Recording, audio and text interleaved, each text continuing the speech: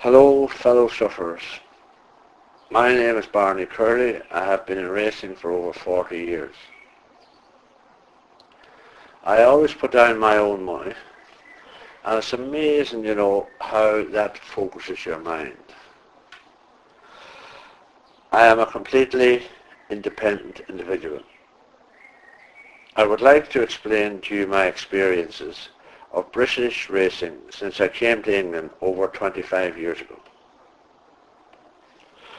Well, the first thing I noticed was the difference between Irish racing and English racing. As I was attending race meetings on a daily basis, it became apparent to me that the big bookmakers in England were manipulating the market for very little money. Here's how it worked.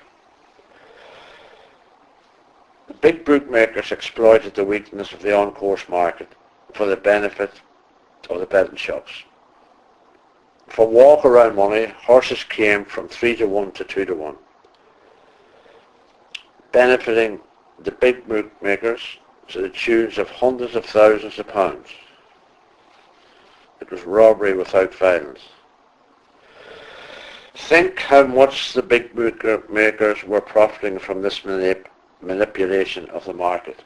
Thousands and thousands of punters shortchanged every day, enabling the big bookmakers to build empires from the punters and racing. Brackets, Jockey Club, asleep. At that time I was a regular in Jockey Club headquarters over some trivial affairs. I repeatedly pointed out to them that it would be better to focus on the big bookmakers who were raping the sport. Did they pass any remarks?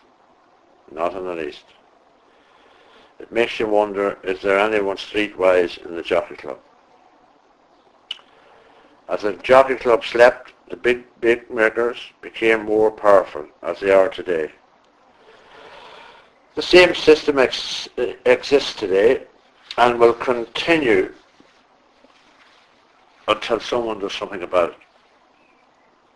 Lord Donoghue, please note. The thing about these big bookmakers, they would get what gas wouldn't get. Over the next few weeks, I'll come back to the subject. But I have just one more question. Would this system be tolerated, let's say, in France or Italy?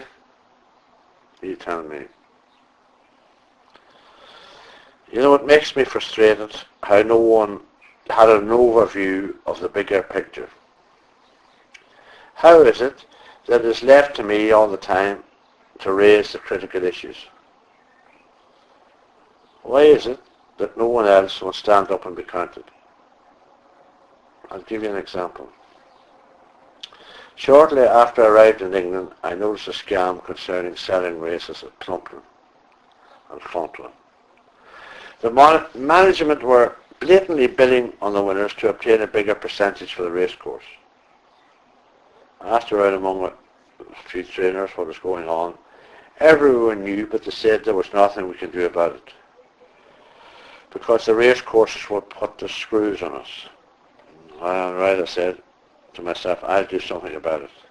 Entered a horse in the cellar at Fontwell. The horse duly won, and I bought him back after the race, paying a lot more than he was worth. I declared after the race I wasn't paying, because the auction was a fix. And duly I took the horse home. Then the fun started. Solicitors' letters, libel, solicitors' letters, court. So it looks as though it's going to court.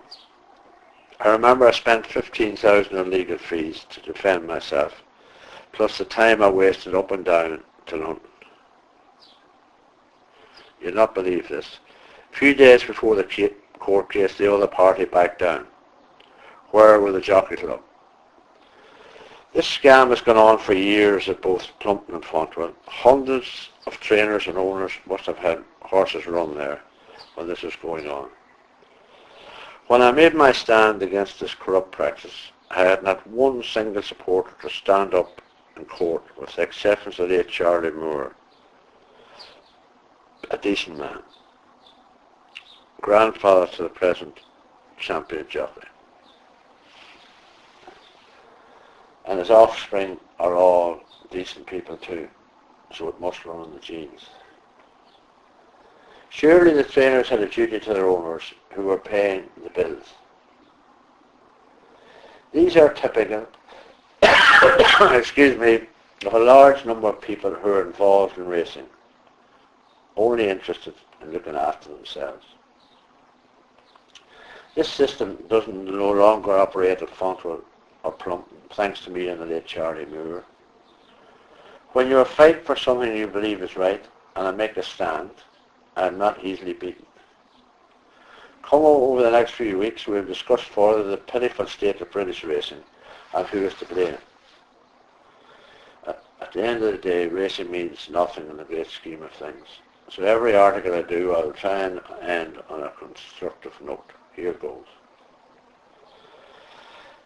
I've witnessed many people dying, and one thing that always amazes me is they have never any regrets of what they have done, only ever regrets of what they have not done.